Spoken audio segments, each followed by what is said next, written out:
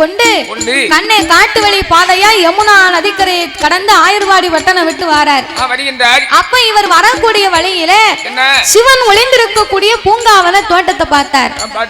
இதுவரைக்கும் இந்த பூங்காவன தோட்டத்தை இந்த இடத்தில் நம்ம பார்த்ததே இல்லையே. சரி பரவாயில்லை, ஆடு மாடுகளுக்கு களைப்பை தீர்ப்பதற்காக கொஞ்ச நேரம் நம்ம களைப்பாரி இளைப்பாரி நம்ம திரும்ப போகலாம் அப்படின்னு களைப்பு தீர வேணும் என்று கண்ணன் மடியிலே வைத்திருந்த சீங்குழலை எடுத்து வாசிக்க ஆரம்பித்தார். எப்படி வாசித்தார்?